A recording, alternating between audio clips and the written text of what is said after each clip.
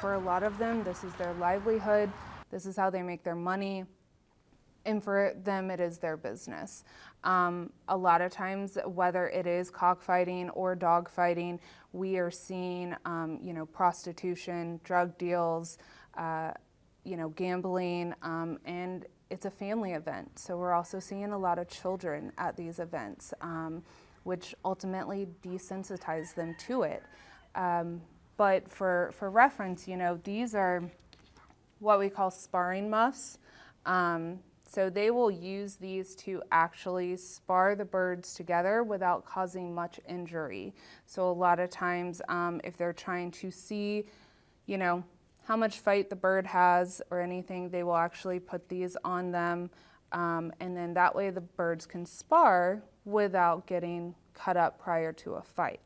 And then a lot of times as well, before they even spar them with another bird, or even if they just want to have a little bit of extra practice, this is what we call a little puppet, and they will use this to antagonize the birds, to kind of get them to have that level of fight that they are looking for. And as you can probably see, this one is pretty messed up. Yeah, so like the booties that she spoke about, that's for the practice. These here are for the real thing.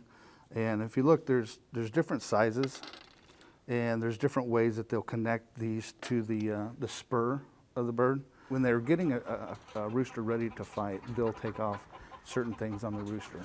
The comb and the wattle, the red thing on top of their head and then the red thing up underneath. And then they'll cut off the spur, and they'll leave about 1/4 of an inch, so that way they can tape and connect these to that spur.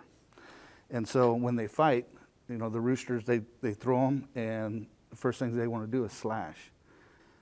They know they're committing a crime, so they're not going to be taking their animals to the veterinarian for care, or if they get injured during training or injured during a fight, they're not going to a veterinarian. So a lot of these places where we go and we serve search warrants, they're going to have the medications, they're going to have some of the drugs that they use, and some of the vitamins that they feed the birds.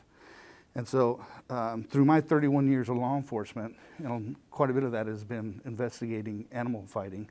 I've seen them feed birds a lot of different things, including cocaine and methamphetamine, to get them hyped up for that few seconds or moments in the fighting ring to be able to fight the other bird.